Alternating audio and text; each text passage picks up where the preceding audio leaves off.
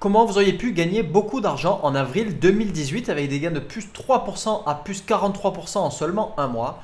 Comment vous pouvez gagner autant, voire plus même au mois de mai 2018 avec les marchés boursiers toujours, et quelles sont les actions qui ont particulièrement déçu en avril 2018 et les astuces pour les éviter pour le mois prochain. Bonjour à tous et bienvenue donc dans cette nouvelle vidéo de suivi mensuel des marchés boursiers. Plutôt que de vous montrer, comme font beaucoup d'autres, des tableaux Excel qui ne veulent rien dire pour des performances ou qui peuvent être complètement manipulés à volonté, ou plutôt que de vous montrer des signaux d'achat sans jamais revenir dessus, sans jamais revenir en arrière en montrant des gains ou des pertes, je préfère vous montrer au sein de ces suivis mensuels plutôt le comportement des opportunités actions que j'ai présenté durant les suivis hebdo de mars et que j'ai couvert aussi en privé avec les membres premium de ma formation gagnée en bourse simplement. Donc ces opportunités, elles ont été retournées au mois de mars et on voit donc leur comportement au mois d'avril 2018. Comme ça, je vais pouvoir vous montrer l'efficacité redoutable de ma méthode gagnée en bourse simplement, aussi bien pour les hausses que pour les baisses. Mais juste avant, comme d'habitude, cliquez sur le bouton s'abonner pour pouvoir rejoindre donc les autres traders gagnants abonnés à la chaîne YouTube Bourse Ensemble et pour pouvoir recevoir les prochaines vidéos. Voilà, donc avant de faire un retour en arrière sur ces nombreuses opportunités à la hausse, à la baisse, celles qui ont marché, celles qui n'ont pas marché, etc. Je vais faire un retour rapide sur les marchés. Alors les marchés pendant le mois d'avril, les marchés boursiers pendant le mois d'avril ont affiché une hausse un petit peu partout, de pas grand chose, d'accord, quelques pourcents à peine, à plutôt pas mal, le tout avec une volatilité toujours assez importante, donc seulement plus 0,04% de hausse pour le Nasdaq, à une hausse de plus 6,84% pour le CAC 40. Alors certains vont me dire évidemment, si j'avais juste placé de l'argent sur le CAC 40, j'aurais fait 6,84% de hausse sans rien faire, sans me casser la tête. Ça c'est sûr et certain, si vous pariez sur le bon cheval à chaque fois, vous êtes plutôt tranquille, d'accord. Malheureusement, les marchés boursiers ne sont pas aussi simples que ça. Et si vous avez fait l'inverse, mais plutôt vous étiez parti sur l'indice du Nasdaq, vous auriez seulement affiché une hausse de plus 0,04%, c'est-à-dire vraiment pas grand-chose. D'où l'intérêt de faire de l'arbitrage, d'avoir une méthode sérieuse pour pouvoir détecter des opportunités sans arrêt constamment, se placer sur ces opportunités même et pour pouvoir aller chercher des gains plus importants que 0,04% sur Nasdaq et voire beaucoup plus importants même que les plus 6,84% sur le CAC 40. Donc la tendance de fond, la tendance mensuelle, je ne la couvre pas durant les suivis hebdo, je couvre uniquement la tendance en journalier et en hebdomadaire. Là on regarde un petit peu la tendance mensuelle, elle est toujours bien au vert. Donc là je suis dans ProReal Time, je vais basculer sur une échelle de temps mensuelle pour le Nasdaq et si je zoome un petit peu plus, voilà, vous retrouvez la bougie pour la performance du mois d'avril avec seulement 0,04% avec un quasi doji parfait, c'est-à-dire un corps quasi inexistant, une mèche au-dessus et en dessous assez longue qui indique donc une volatilité importante sur le titre tout en faisant au final du quasi sur place. Donc on est clairement en zone verte en tendance haussière. Sur le S&P 500 c'est la même chose, on retrouve le quasi doji parfait pour la bougie d'avril avec toujours la zone verte. Et pour les marchés européens, le DAX a affiché une hausse de 4,26% en zone verte aussi et le CAC 40 avec une hausse, la plus forte hausse du mois, 6,84% aussi en zone verte. En hebdomadaire, les marchés américains et européens étaient en zone verte aussi. Le marché allemand, quant à lui, était principalement en zone orange. Je vais vous montrer ça rapidement en hebdo, en recommençant de nouveau par les marchés américains. Donc le CAC 40, si on revient sur la zone d'avril, on était en zone verte sans aucun doute. Le S&P 500 pareil en zone verte, donc au-dessus des deux moyennes mobiles. Malgré la petite consolidation qu'on a depuis le début de cette année, on est sur la tendance de fond, on est toujours sur une zone verte, c'est-à-dire une tendance haussière. Donc beaucoup moins de risques sur des prises de position à la hausse que des prises de position à la baisse. Et dans le doute, rester toujours dans le sens de la tendance, c'est beaucoup plus facile. Le DAX pour le marché allemand était donc principalement, même tout le long, en zone orange pendant le mois d'avril. Et le CAC 40 avait démarré tout juste en zone orange pour ensuite basculer en zone verte de nouveau. Et le CAC 40, je vous le rappelle, comme on l'avait vu dans le suivi hebdo du week-end dernier, qui bute donc sur une zone de résistance actuellement. Alors au niveau des opportunités, comme je le disais en introduction, pour le mois d'avril 2018, on a eu des gains allant de plus 3% à plus 43% en l'espace d'un mois, tout en profitant aussi bien des hausses que des baisses. Alors plutôt que de faire des gains seulement à la hausse ou alors de rester sur le bas-côté quand les marchés font du surplace, avancent pas vraiment, ce qui était le cas par exemple du Nasdaq là pour ce mois-ci, ou alors même carrément les marchés sont baissiers, vous pouvez profiter aussi bien des hausses que des baisses aussi. Donc ça c'est particulièrement intéressant quand les marchés vont nulle part ou quand les marchés sont fortement baissiers. Et dans ces cas-là, vous pouvez encaisser des gains dans les deux sens. Et donc ça littéralement booste votre performance et vos gains sur votre portefeuille mois après mois et sur la totalité de l'année bien entendu.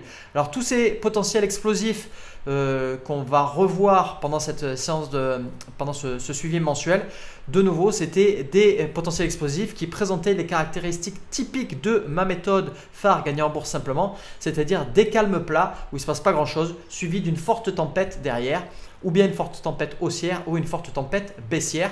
Et ensuite, c'est tout simple, il suffit de surfer facilement sur la hausse ou la baisse qui suit cette forte tempête et donc de rentrer en même temps que les initiés et de profiter du fort mouvement de foule qui a lieu par la suite. Alors petit rappel, mes screeners et mes indicateurs techniques, c'est vrai, ils effectuent à peu près 99% du travail, de l'effort de recherche de ces opportunités-là, mais ils ne font pas tout, d'accord? Il y a toujours un travail à faire au niveau de la sélection finale, d'accord? Et donc la sélection finale se fait manuellement en suivant des règles bien précises et on va voir quelques-unes de ces règles au travers de cette vidéo. Si vous voulez, c'est la partie discrétionnaire de la recherche. On peut arriver à automatiser, ou du moins personnellement j'arrive à automatiser 99% de mon travail. Il y a 1% du travail qu'il va falloir faire de manière manuelle, discrétionnaire, pour pouvoir aller chercher les véritables bonnes opportunités et aller encore écrémer un peu plus les mauvais signaux.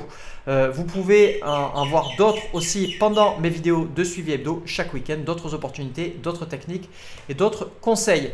Voilà, je montrerai aussi quelques opportunités qui ont déçu. Il y en a tout le temps, toujours, tous les mois. D'accord, la méthode qui affiche 100% de performance, elle n'existe pas, même si certains essaient de vous le faire croire. D'accord, c'est totalement impossible. Même si vous arrivez à avoir 70-80% de trades qui sont gagnants, c'est déjà très bien. Donc ces pertes, ces échecs, ces déceptions, ça arrive, c'est tout à fait normal. Ce que vous devez faire, ce que vous devez savoir faire, c'est en revanche donc laisser courir vos trades gagnants et couper vos pertes rapidement. Et comme ça vous laisse faire progresser votre performance grâce à quelques trades gagnants qui continuent à courir, d'accord, et ça efface, si vous voulez, les quelques pertes que vous avez avec vos trades perdants. Donc c'est quelque chose d'extrêmement simple qui paraît facile, laisser courir vos gains et couper vos pertes. Dans la pratique, il y a très peu de personnes qui le font, ou beaucoup de personnes qui croient le faire mais qui ne le font pas. Ces deux petites phrases, d'accord, font une différence énorme au final sur la performance de votre portefeuille. On verra aussi, comme d'habitude lors de ces suivis mensuels, quelques opportunités que j'avais réservées uniquement aux membres premium de ma formation Gagner en bourse simplement, avec les vidéos de suivi complètes que je leur fournis chaque week-end et pas seulement les extraits que vous avez sur YouTube et sur le site de Bourse Ensemble. Allez, on va commencer avec les prises de position à la hausse ou les gains à la hausse avec le titre ATR sur le NYSE, donc sur le marché américain, où on avait eu un beau signal en hebdomadaire, d'accord. Je vous rappelle que ma méthode fonctionne sur quasiment toutes les échelles de temps possibles, toujours sur les actions. Et donc on avait eu un signal que j'avais couvert en suivi hebdo avec les membres de ma formation, un signal en hebdomadaire et une belle opportunité à ce moment-là. J'avais annoncé qu'il y avait une forte hausse, pas loin de 12% de hausse avec une grosse bougie bleue ici. Et donc il fallait s'attendre à un pullback assez important. Ce pullback a eu lieu et on est reparti à la hausse depuis. Donc on a fait un petit peu de surplace. Là il faut conserver, continuer à surfer sur la hausse. Ensuite, le titre DIE sur le marché allemand. Ça, c'était en hebdo aussi. Donc, on avait eu un joli triangle symétrique avec une belle tempête haussière la 7e semaine de 2018. D'accord, j'en avais reparlé lors du suivi mensuel précédent et justement c'est pour insister sur le fait de laisser courir vos gains. Lors du suivi mensuel précédent, on avait déjà affiché plus 20% en l'espace d'un mois et demi, en laissant continuer à courir vos gains, en remontant vos stop loss au fur et à mesure pour protéger votre position si jamais les cours se retournent et si jamais les cours continuent de grimper, vous continuez à profiter de la hausse. C'est exactement ce qui s'est passé sur ce titre et c'est l'exemple parfait de laisser courir vos gains, d'accord, plus 45% en 3 mois sans rien à faire. Voilà, donc continuez à surfer sur cette hausse. On a là pour cette semaine un sale chandelier japonais entre guillemets qui est en train de se matérialiser, d'accord, et ça indique ce genre d'indécision sur le chandelier avec un corps inexistant et une mèche haute importante et une petite mèche basse ici, d'accord, indique un retournement de tendance possible, d'où l'intérêt de remonter votre stop loss. Si jamais c'est un faux signal et que la hausse continue de grimper, vous en profitez. Si jamais ça se retourne, vous avez votre stop loss pas loin et vous sortez de position en ayant engrangé un maximum de la hausse depuis le début. Ensuite, le titre EGAN, alors ça c'était en journalier. Hop, je rebascule sur une échelle de temps journalière avec une belle opportunité que j'avais présentée le 26 mars. D'accord, et on avait un petit risque à ce moment-là, c'était les marchés qui étaient sans réelle tendance, pas véritable tendance haussière ni tendance baissière. Le titre affichait plus 33% de hausse en l'espace de 1 mois et demi. Et on avait eu un pullback assez important. On avait eu de nouveau un signal dont j'ai parlé le week-end dernier lors de la vidéo de suivi hebdo. Il y aura le lien sous cette vidéo. Signal du 8 mai, d'accord, où c'était trop tard pour entrer en position. Depuis, le titre fait un petit peu du surplace et on avait eu notamment l'indicateur de claim action haussier qui s'était déclenché. Ça ne veut pas dire qu'il faut sortir automatiquement de position. Ça veut dire qu'il y a un risque d'emballement de la machine, un emballement de la hausse. Je couvre plus en détail les claim action haussiers et baissiers dans la vidéo de suivi hebdo du week-end dernier. Donc, je vous invite à aller la regarder. Je ne vais pas me pencher encore plus de nouveau cette fois-ci dessus. Donc, là, vous avez la possibilité ou bien vous aviez la possibilité de sortir sur le claim action haussier, c'est pas ce que je vous recommande, ou alors d'alléger ou de sérieusement remonter votre stop loss. Troisième option est la meilleure. Ensuite, le titre GPRK sur le NICE, plus 34% de hausse en l'espace d'un mois. Ça, c'était en journalier avec un signal. Alors, il y avait un petit peu de complexité sur ce titre. Pourquoi? Parce que le signal, il nous était arrivé le 19 mars. Et quand j'avais présenté lors du suivi hebdo, d'accord, j'avais expliqué que là, on venait buter sur une résistance sur la partie gauche de cette soucoupe. Et que le scénario le plus probable, c'était de buter sur cette résistance et de repartir à la baisse avec un échec haussier et donc de profiter de la baisse. Mais il faut attendre que ça se matérialise vraiment. Et c'est pas ce qui s'est passé. Au final, on a eu, le lendemain, d'accord, on a eu une cassure de cette résistance avec une forte augmentation des cours de nouveau, des volumes assez puissants toujours. Donc là, il fallait se positionner à la hausse, d'accord, et profiter donc du mouvement initié au départ. Donc belle opportunité, c'était à la hausse et le titre affichait plus 34% de hausse en l'espace d'un mois. Ensuite, le titre Lululemon Athletica, pardon. Donc c'est le titre LULU sur le Nasdaq. Je vais recadrer mon graphique. Voilà, alors celui-là, c'était un titre, il y a certains membres de la formation qui se sont positionnés dessus. Moi, j'étais pas chaud sur ce genre de titre. Pourquoi? Parce que je suis pas très fan des canaux haussiers avec une tempête haussière derrière. Pourquoi? Parce que souvent je trouve que ça s'assimile à un claim action haussier. L'indicateur de claim action s'était d'ailleurs déclenché. Malheureusement, le titre a continué sur sa puissante poussée haussière derrière. Dommage pour moi, bravo aux membres de la formation qui ont su en profiter grâce à ce signal et plus 17% de hausse en l'espace d'un mois. Le titre MGRC sur le Nasdaq aussi. Alors ça c'est pareil, hop, c'était un échec haussier qu'il fallait voir ici le 28 février. D'accord, un titre que j'avais présenté lors du suivi mensuel précédent haussier. Le titre a continué de s'envoler depuis et plus 21% de hausse en l'espace de 2 mois et demi avec une continuation de la hausse. C'était le 9 mars. Donc là, il fallait ne pas prendre de position ni à la hausse ni à la baisse, mettre le titre dans une liste de suivi. Regardez un petit peu ce qui se passait dans les quelques bougies suivantes, ou bien le titre continuait sur sa poussée haussière avec une forte augmentation des volumes et là il fallait prendre position à la hausse, ou alors le titre butait sur cette résistance, repartait à la baisse et venait casser un support ici aux alentours des 47 $. C'est pas le scénario qui s'est produit. En fait, on a eu une accélération de la hausse le mercredi 7 mars avec la cassure de la résistance, forte hausse des cours, forte hausse des volumes et une forte poussée derrière, donc plus 21% en 2 mois et demi. Toujours pour les hausses, le titre VEEV, ça c'était en hebdo. Hop, voilà. Donc on avait une belle tendance haussière amorcée depuis février 2016, un canal baissier pour la matérialisation du calme plat, une forte tempête haussière le 26 février, donc on était pas loin du mois de mars. J'en avais reparlé lors du suivi mensuel précédent, comme quoi le titre allait faire très probablement un pullback important ou du surplace. C'est exactement ce qui s'est passé. Maintenant le pullback semble terminé et on continue avec la reprise de la hausse. J'ai pas sorti ma petite règle, mais normalement depuis la prise de position on est à peu près à 5% de hausse et les cours devraient pouvoir continuer dans le bon sens.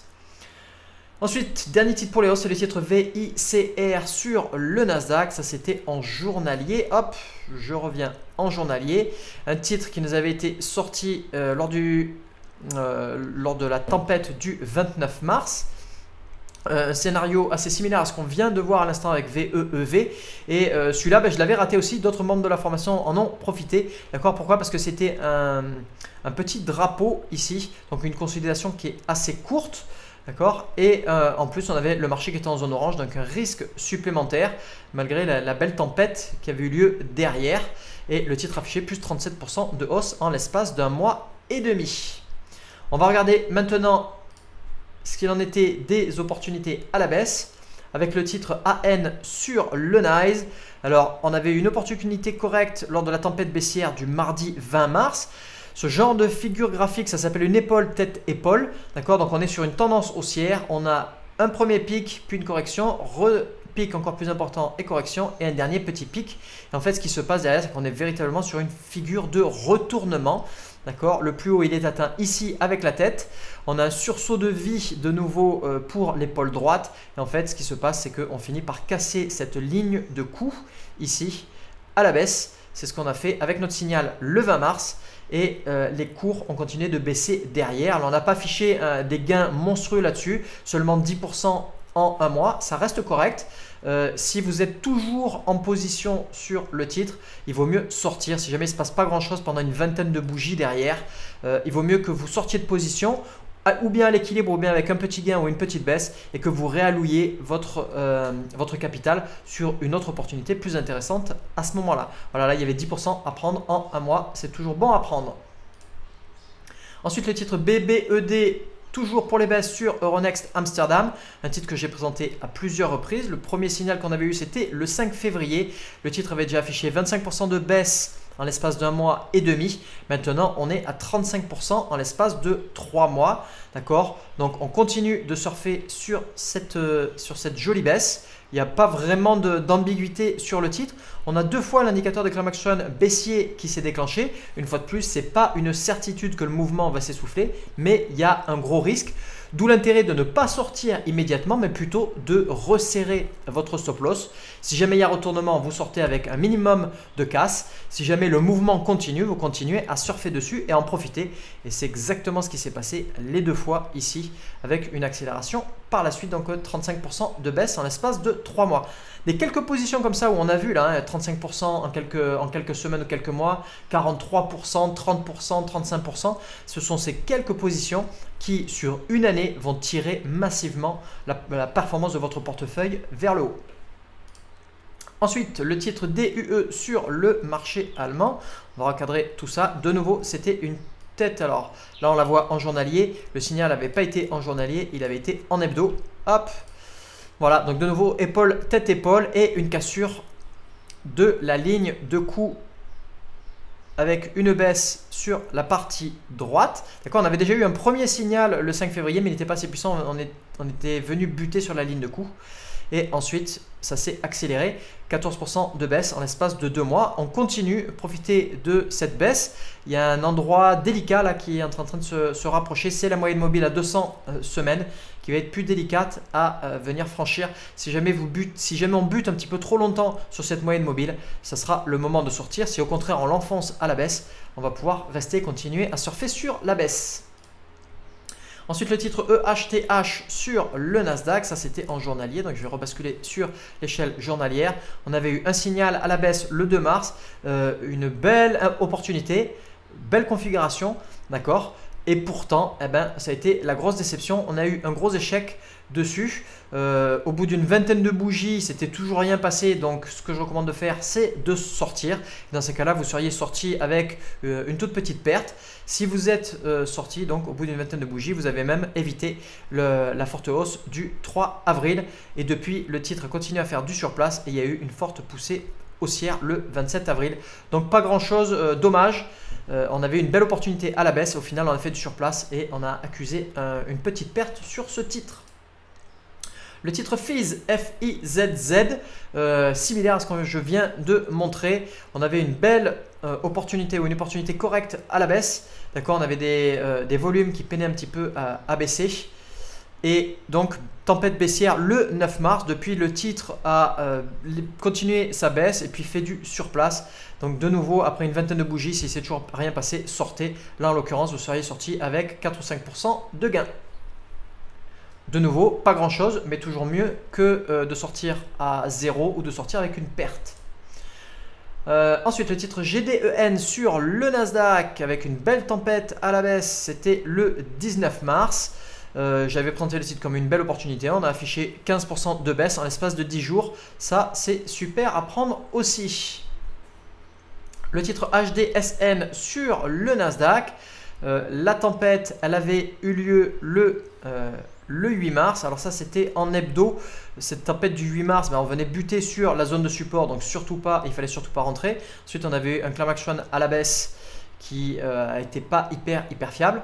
Mais je vais rebasculer en hebdo parce que c'était sur l'échelle de temps hebdomadaire qu'il fallait vraiment se positionner. Donc belle opportunité en hebdo lors de la 12e semaine de 2018. Et depuis, le titre a chuté de 43% en l'espace d'un mois et demi. Qu'est-ce qui se passe maintenant? On est pile poil sur une zone de support, d'accord, aux alentours des 2$, 2,55$, 2,45$, d'accord.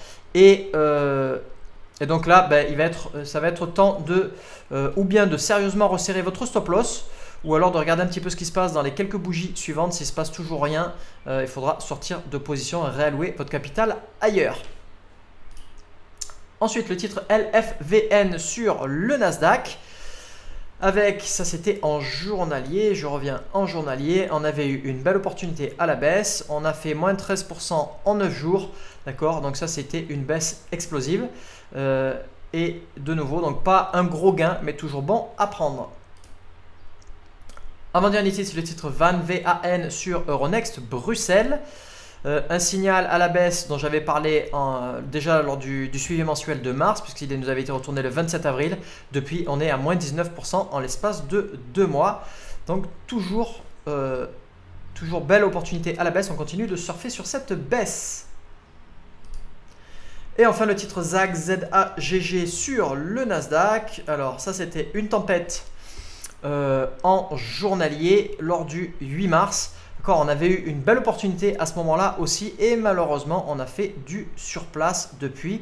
De nouveau, beaucoup de surplace. Au bout d'une vingtaine de bougies, n'hésitez pas à sortir. Là, au bout d'une vingtaine de bougies, vous sortiez avec un tout petit gain. De nouveau, 4 ou 5% de gain et c'est tout. Et vous évitez de perdre votre temps avec un titre finalement qui va nulle part. Et remettez plutôt ce capital ailleurs. Ce titre, j'en ai déjà parlé plusieurs fois aussi sur la grosse tendance haussière au préalable où on avait fait une hausse de 75% en 2 mois et plus 155% en 3 mois. Donc je ne sais pas ce qu'il vous faut pour arriver à vous démontrer l'efficacité de ma méthode redoutable. Voilà, merci d'avoir regardé cette vidéo en entier. Cliquez sur le bouton like juste en dessous et abonnez-vous à la chaîne YouTube Bourse Ensemble pour ne pas rater les prochaines vidéos. Pour en savoir plus sur ma méthode Gagner en bourse simplement et connaître les prochaines belles opportunités, vous pouvez accéder gratuitement à ma formation La Voie rapide en bourse vers l'indépendance financière en cliquant tout simplement sur la vignette correspondante. Vous pouvez aller voir aussi l'autre vidéo en cliquant sur l'autre vignette. Et je vous dis à très bientôt sur la chaîne Bourse Ensemble. Et surtout, n'oubliez pas, faites partie des traders qui gagnent tout le temps, aussi bien à la hausse qu'à la baisse, et qui savent analyser leurs gains et leurs pertes pour savoir comment continuer, pour savoir comment répéter ce qui marche, c'est-à-dire les positions gagnantes, et pour pouvoir arrêter ce qui ne marche pas et ce qui déclenche vos positions perdantes.